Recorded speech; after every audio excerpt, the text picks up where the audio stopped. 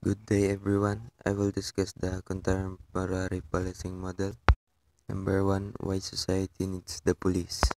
Authorities in the field said that society needs the police because situations or where something ought not to be happening and about which something ought to be done now.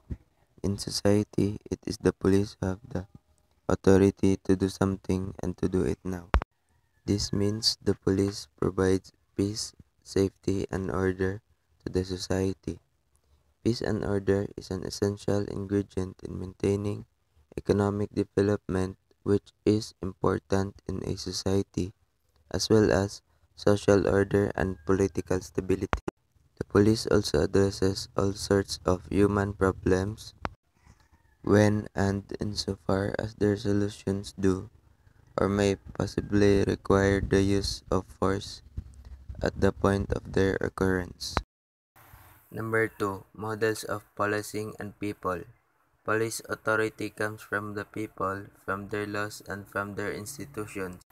Although the Philippine Constitution reserves police power to the state, the government must adhere to the fundamental laws of the land, more particularly its provision on Bill of Rights, as well as the statutes enacted by the Congress.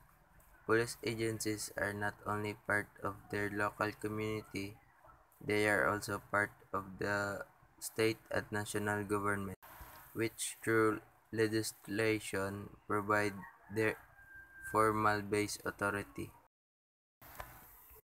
Ibig sabihin nito, ang mga ahensya ng pulisya ay hindi lamang bahagi ng kanilang lokal na pamayanan, bahagi rin sila ng gobyerno ng estado at pambansa na ayon sa batas ay nagbibigay ng kanilang formal na otoridad sa base.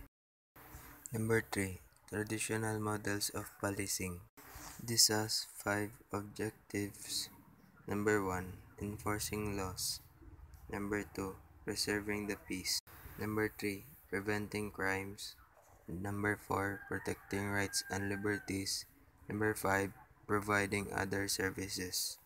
Number 1. Enforcing laws.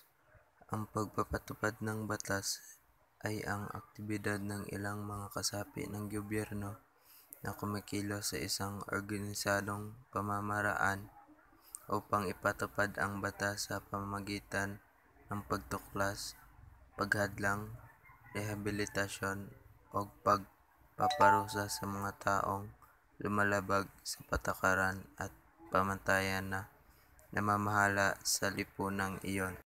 Number 2. Preserving the peace. Ang ibig sabihin nito, ang pangangalaga ng kapayapaan tulad ng ginagamit sa batas na ito ay nangangahulugang mapanatili ang katahimikan na tinatamasa ng mga miyembro ng isang pamayanan kung saan naghahari ang mabuting kaayusan. Number 3. Preventing crimes. Ibig sabihin nito, ang pag-iwas sa krimen ay ang pagtatangkang bawasan at hadlangan ang krimen at ang mga kriminal. Particular itong nilalapat sa mga pagsisikap na ginagawa ng mga pamahalaan upang mabawasan ang krimen, patupad ang batas, at mapanatili ang hustisya sa kriminal. Number 4. Protecting rights and liberties. Ibig sabihin nito, nakatuon ito sa pagprotekta sa kalayaan ng mga individual mula sa hindi makatuwirang pagpigil, taliwas sa pagprotekta ng personal ng kaligtasan. May karapatan ka sa iyong personal na kalayaan. Nangangahulugan ito na hindi ka dapat makulong o makulong ng walang magandang dahilan. Number 5. Providing other services. Ibig sabihin nito, iba't ibang mga uri pa ng mga serbisyo ang hinihiling ng mga mamamayan. Maraming mga bagong hinihingi ang isinama kasama ang pagbigay ng impormasyon na magitan sa mga pagtalo sa loob ng bahay, pagbigay ng mga serbisyo pang-emergency o pagsagip, pagkontrol sa trapiko at mga madla at iba pa. Contemporary models of policing. There are additional contemporary models of policing. These are partnership with the community and number two, solving approach to crime. Number one, partnership with the community. Ang ibig sabihin nito, ang mga samahan ng pulisya at mga opisyal ay maaaring makipagsama sa mamamayan, mga negosyo, pribadong mga kumpanya ng pulisya at iba pang mga ahensya na nagpapatupad ng batas upang makamit ang mga layunin ng mga aktibidad sa pulisya. Number 2, problem-solving approach to crime. Ang ibig sabihin nito ay diskarte sa krimen.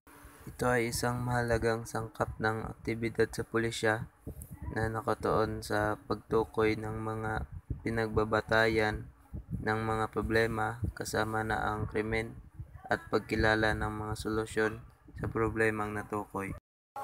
Primary models of policing. The police agencies in the world vary greatly, from small informally organized agencies with police officers to highly organized police agencies.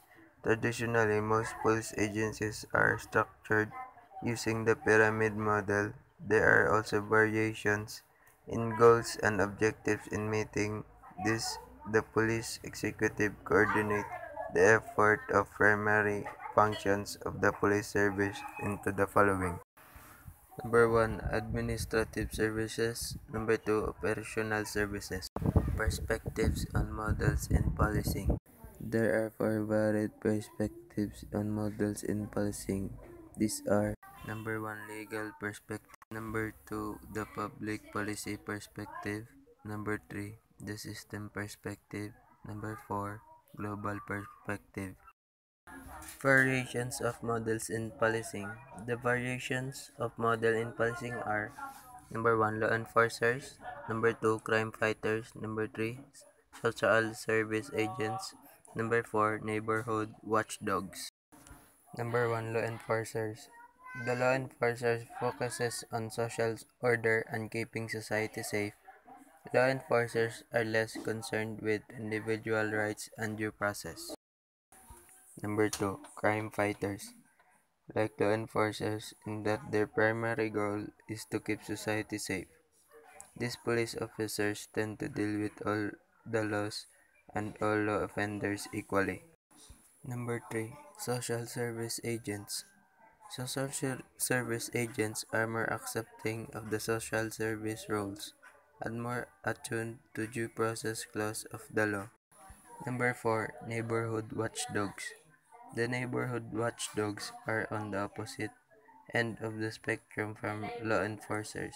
The neighborhood watchdogs may ignore more common violations such as traffic offenses and tolerance to certain amount of vice gambling. Police offenders' personalities. Number 1, stereotypes. Number 2, suspicious. Number 3, clinical. Number 4, brutal. Number 5, indifferent. Number 6, authoritarian. And number 7, bigoted. Significant models in policing.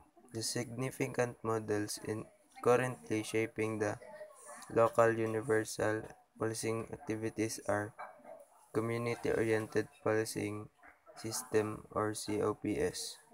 Number 2, use of police technology. Number 3, changes the organizational structure. Number 4, increased police accountabilities. Number 5, police response to crimes. Policing as social control.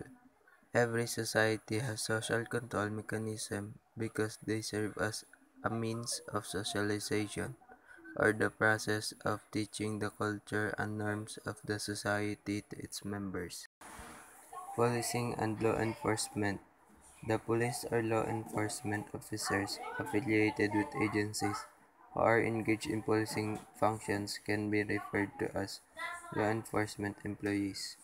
Concluding remarks. Since World War II, the trend has been in opposite direction, and it is due to the fact that police force are recruiting applicants who are not servicemen in the armed forces.